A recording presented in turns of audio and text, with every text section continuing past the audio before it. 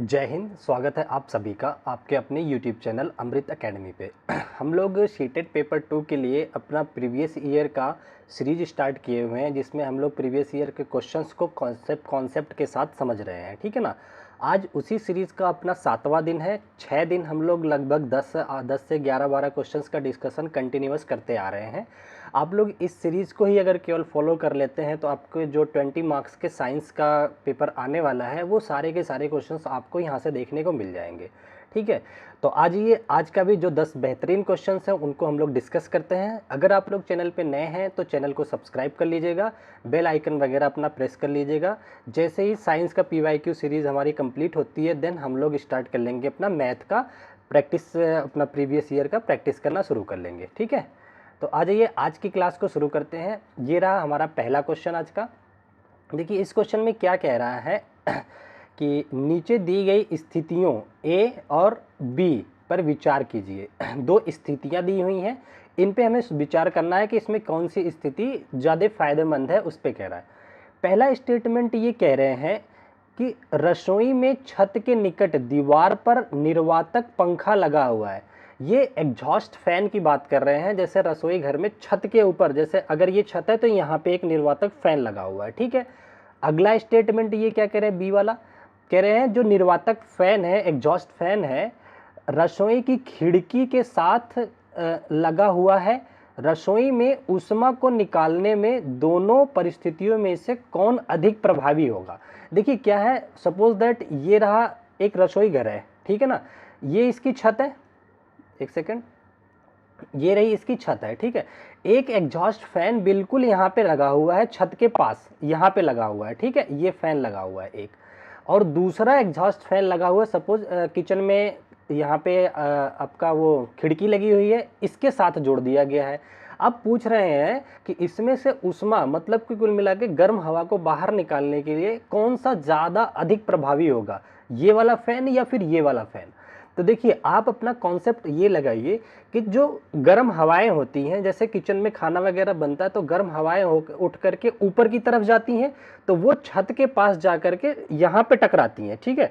तो अगर यहाँ पे जो फैन खींचने वाला लगा रहेगा, एग्जॉस्ट फैन निर्वातक, वो पूरी तरह से गर्म गैसों को बहुत तेजी से खींचेगा। ठीक है। वहीं अगर इस खिड़की की बात करेंगे तो यहाँ पे ये कम प्रेशराइज होगा, उतनी तेजी से नहीं खींच पाएगा। तो जो ये वाला ऑप्शन दे रखा है छत के पास वाला, वो ज़्यादा बेनिफिशियल होगा इस कंडीशन में। तो देखिए इसमें कौन सा दे रखा है, कूट इसके देख लेते हैं। पहला दे रखा है कि ए अधिक प्रभावी होगा, बिल्कुल ए तो बिल्कुल सही दे रखा है कि ये सबसे ज़्यादा प्रभावी यही होगा। ठीक है ना। और दूसरा कह रहे हैं कि बी अधिक होगा, तो ये नहीं हो सकता है। तीसरा कह रहे हैं ए और बी बराबर प्रभावी होंगे, ये तो कभी भी नहीं हो सकता, बराबर तो हो नहीं सकते। ठीक है। लास्ट वाला कह रहे हैं यह वायु की दिशा पर निर्भर करता है। किचन रूम में क्या वायु की दिशा आप डिसाइड कर पाओगे, ये भी गलत हो जाता है। तो ए ऑप्शन बिल्कुल करेक्ट हो जाता है। ठीक है। आई होप ये क्वेश्चन आप लोग समझ पाए होंगे। ये 2022 का क्वेश्चन है। अब आ जाते हैं अपने नेक्स्ट क्वेश्चन पे बात कर लेते हैं।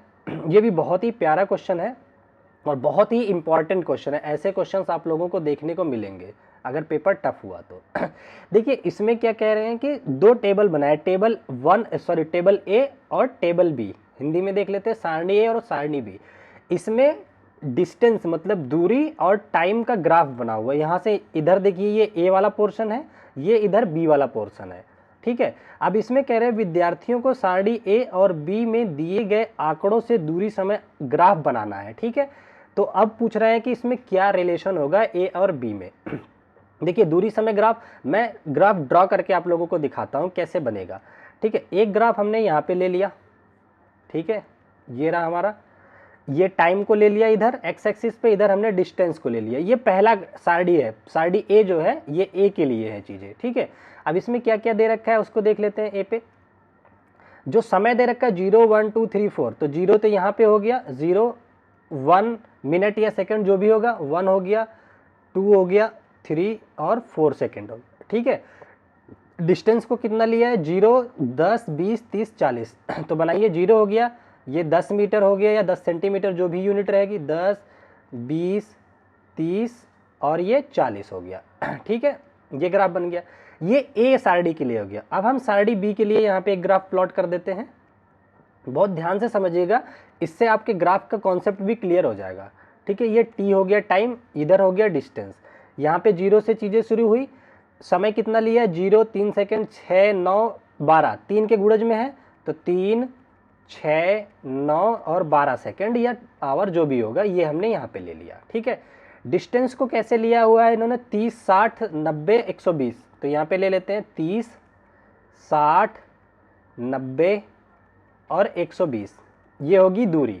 ठीक है, अब इसमें हमें ग्राफ ड्रॉ करना है। तो देखिए 1 मिनट पे 10 सेंटीमीटर मान लो, 10 सेंटीमीटर चला 1 मिनट टाइम पे, या 1 सेकंड में 10 सेंटीमीटर, तो इनका ग्राफ कहाँ मीट करेगा, यहाँ पे पॉइंट मिलेगा। दूसरे सेकंड में ये कितना चला 20 चला, ठीक है, तो ये मिल गया आपका यहाँ पे पॉइंट। तीसरे सेकंड में कितना चला 30 चला है, ठीक है, तो यहाँ पे मिल गया। चौथे सेकंड में कितना चला है, तो ये 40 चला है, तो ये यहाँ पे मिल गया पॉइंट। अब देखो ग्राफ कैसे बनाते हैं, इन सारे पॉइंट को आपस में कनेक्ट कर दीजिए, तो ये सीधी रेखा बन गई एक, ये आपका ग्राफ बन गया ए वाले सारणी के हिसाब से। ठीक है, दूसरे पे आ जाते हैं, देखते हैं। अब देखिए इसमें 3 सेकंड में 30 चला, ठीक है, 3 सेकंड में 30 चला है तो यहाँ पहुँच गया, और अगले 3 सेकंड में फिर ये 60, 30 से 60 हो गया डबल, ये भी डबल, तो ये वाला मिलेगा यहाँ पे जाकर के, इसका यहाँ पे पॉइंट आ रहा है, इसके सीधे यहाँ, इसकी सीधे यहाँ, तो ये यहाँ मिल जाएंगे। ठीक है, ये मिल गए। 9वें सेकंड पे 90 चला, 9वें सेकंड पे ये 90 पे आ गया। अगर 12 सेकंड पे और इस तरह से चलेंगे, ठीक है, ये चला गया, ये बन गया। ठीक है, तो इस तरह से ग्राफ को खींच दो सीधी लाइन। तो देखिए दोनों ही एक सेम ग्राफ दे रहे हैं। ठीक है, अगर इनके स्लोप की बात करें, जो एंगल है टाइम एक्सिस के साथ, तो जितना यहाँ पे दिख रहा है वही सेम एंगल यहाँ पे दिख रहा है। ठीक है, तो दोनों में ढलान क्या होगा, समान होगा। तो देखिए ये ऑप्शन कहाँ दे रखा है, पहला ऑप्शन क्या दे रखा है, बी ए से अधिक ढलान होगा, नहीं, कहीं पे भी अधिक नहीं दिख रहा है, दोनों समान दिख रहे हैं। अगला क्या रहा है, ए से बी की अधिक ढलान होगी, ये भी गलत। ए और बी में ढलान बराबर होगा, सम होगा, बिल्कुल सही है। तो आप लोग ये ग्राफ देख भी सकते हैं, हमने बना भी दिया है किस तरह से बराबर हो रहे हैं। ठीक है, तो इस क्वेश्चन का जो करेक्ट ऑप्शन हो जाता है सी ऑप्शन हो जाता है। आ जाते हैं अपने नेक्स्ट क्वेश्चन को डिस्कस कर लेते हैं। देखिए इस क्वेश्चन में क्या कह रहा है, ध्यान से पढ़िए। इसमें कह रहा है किसी उत्तल लेंस द्वारा निर्मित प्रतिबिंब के आमाप, ठीक है, को क्या होगा यदि बिंब मतलब ऑब्जेक्ट को वक्रता केंद्र के परे रखा जाए और लेंस की मोटाई को घटा दिया जाए। तो देखिए जो उत्तल लेंस होता है ये इस तरह से होता है, ये क्या होता है, किनारों पे पतला होता है और बीच में मोटा होता है ये। ठीक है, बीच में मोटा होता है। अब ये इसका नेचर क्या होता है, ये एफ होता है, यहाँ पे 2f होता है। ठीक है, ये चीज़ें आप लोग को पता होगा, f1 और 2f1। ठीक है, अब इसका नेचर होता है कन्वर्जिंग। ये क्या काम करता है, मुख्य एक्स के साथ, प्रिंसिपल एक्सिस के साथ जो पैरेलल लाइन आती है ना, उनको एक जगह बटोरने का काम करता है। इसका नेचर को थोड़ा सा समझ लेते हैं। ठीक है, ये इस तरह से बटोरने का काम करता है, ये इसकी प्रॉपर्टी होती है।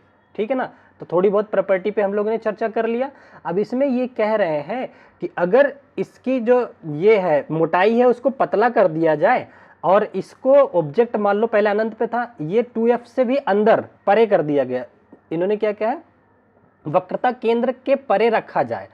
ये वक्रता केंद्र 2f पे होता है, इससे और परे यहाँ कहीं रखा जाएगा। तो ये पूछ रहे हैं कि जो उत्तल लेंस के निर्मित प्रतिबिंब है, मतलब इमेज पे क्या प्रभाव पड़ेगा।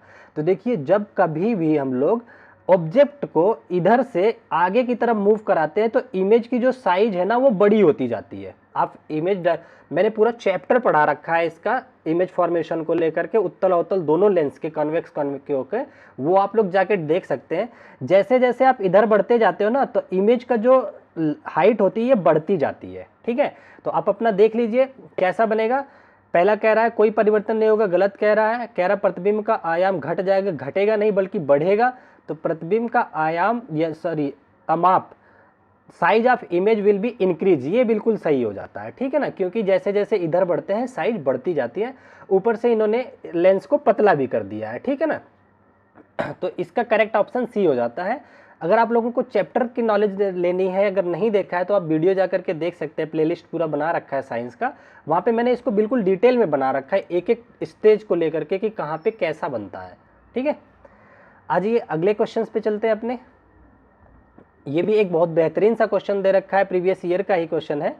इसमें क्या कह रहा है, अच्छा, ध्वनि एवं प्रकाश के संदर्भ में निम्नलिखित में से क्या सत्य है? तो देखिए, प्रकाश और अगर ध्वनि की बात करें, इसमें पूछ रहा है कि कौन सा सत्य है। ठीक है, तो इस पर थोड़ी सी बात कर लेते हैं। पहला कह रहा है ध्वनि उत्पन्न करने के लिए कंपन की आवश्यकता होती है, 100% सही है।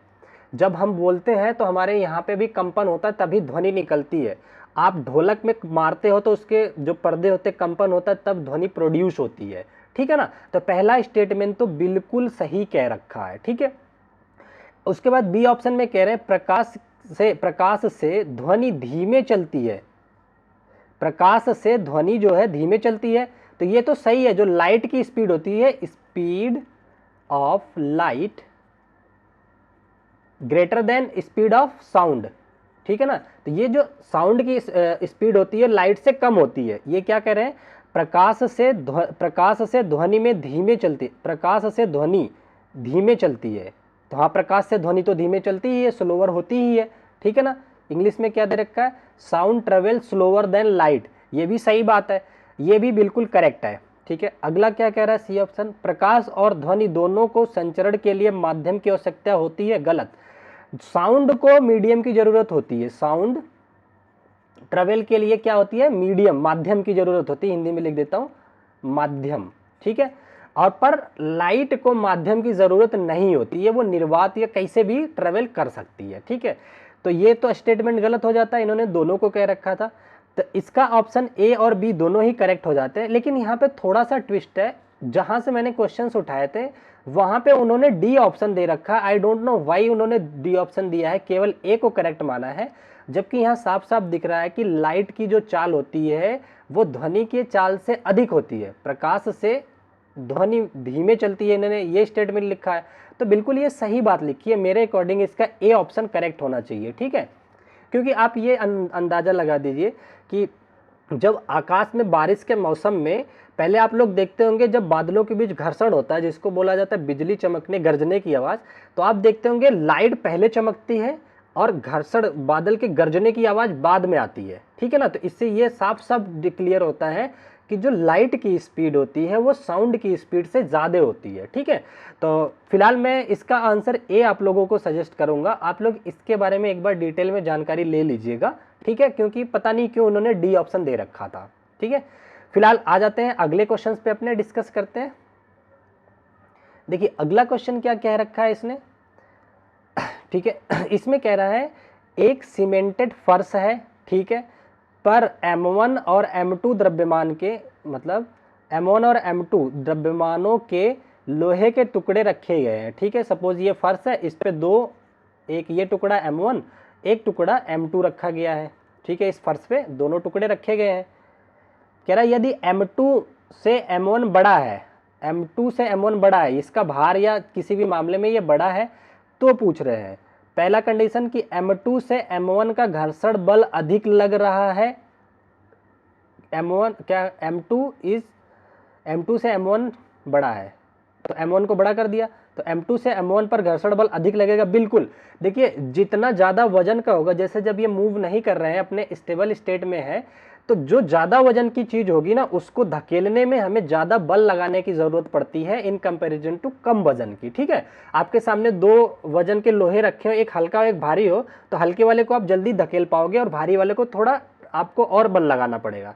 तो इससे ये प्रतीत होता है कि जो भारी वाला है वो अपने भार की वजह से उसका जो फर्श के साथ घर्षण है वो बहुत अधिक हो जाता है। ठीक है, तो ये बिल्कुल स्टेटमेंट करेक्ट हो जाता है। ठीक, आगे क्या कह रहे हैं, M2 से M1 का घर्षण कम लग रहा है, गलत। अगला कह रहे हैं M1 से M2 दोनों का बराबर घर्षण लगेगा, ये भी गलत हो जाएगा। ये क्या कह रहा है, M1 M2 पर कार्यरत घर्षण बल 0 होगा, ये तो बिल्कुल ही गलत हो गया। अगर सीमेंटेड फर्श है तो वहाँ घर्षण 100% लगेगा। ठीक है, तो ये इसका ए ऑप्शन बिल्कुल करेक्ट हो जाता है। ठीक है, आ जाइए अगले क्वेश्चन पे चलते हैं अपने। सॉरी, ये अपलोड हो नहीं पाया है, नेक्स्ट क्वेश्चन देखते हैं। ये एक बहुत ही इंपॉर्टेंट फ्यूज तार से रिलेटेड एक अपना क्वेश्चन है, इसको डिस्कस कर लेते हैं। देखिए क्या कह रहा है, फ्यूज की विशेषताएं क्या होनी चाहिए, what should be the characteristic of fuse wire. तो फ्यूज वायर की विशेषता कैसी होनी चाहिए। अब देखिए इसमें फ्यूज वायर क्या होता है, क्यों लगाया जाता है। फ्यूज वायर लगाया जाता है सर्किट के बीच में लगाया जाता है, इससे ये हेल्प करता है हमें अपने एप्लीकेशन जैसे टीवी, इन्वर्टर, सारी चीज़ें जो होती हैं, कभी भी अगर इंस्टेंटली पावर अधिक या कम होती है अचानक से, तो हमारे जो इंस्ट्रूमेंट है वो ख़राब ना हो, उसके लिए फ्यूज़ तार का इस्तेमाल किया जाता है। ठीक है, तो इन्होंने पूछा है कि कैसा होना चाहिए, इनकी क्या प्रॉपर्टी चाहिए। तार पतला होना चाहिए, निम्न प्रतिरोध का नहीं बल्कि उच्च प्रतिरोध होना चाहिए। तो ये तो कट गया, निम्न प्रतिरोध ये भी कट गया। उच्च प्रतिरोध और निम्न गलनांक होता है। ठीक है, तो पतला तार होता है, आप देखे होंगे घरों में स्विच बोर्ड पे इस तरह से प्लास्टिक चीनी पत्थर का इस तरह से बना होता है। ठीक है, इसके बीच में एक हुक लगे होते हैं और इनके बीच में वायर फंसे होते हैं। ठीक है ना, यही फ्यूज तार होता है। और ये इसका जो गलनांक होता है वो निम्न होता है। अगर इलेक्ट्रिसिटी अचानक से ज़्यादा होती है तो ये गल जाता है। ठीक है, और रेजिस्टेंस इसका हाई होता है और ये तार पतले होते हैं। ठीक है, तो ये आपका सी ऑप्शन बिल्कुल ही करेक्ट हो जाता है। ठीक है, मोटा तार ये गलत हो गया। तो ये रहा हमारा आज का लास्ट क्वेश्चन था अपना। ठीक है, लगभग 8 से 9 क्वेश्चन हम लोगों ने डिस्कस किया है। आई होप आप लोगों को क्वेश्चंस पसंद आए होंगे, और अगर क्वेश्चंस पसंद आए होंगे तो कुछ नहीं करना है, बस चैनल को सब्सक्राइब कर लेना है। ठीक है, फिर हम लोग आ जाते हैं अपने नेक्स्ट वीडियो पे, इसी तरह से चीज़ों को लेकर के आएंगे। तब तक के लिए बाय बाय, फिर मिलते हैं अपनी नेक्स्ट वीडियो में। Thank you so much.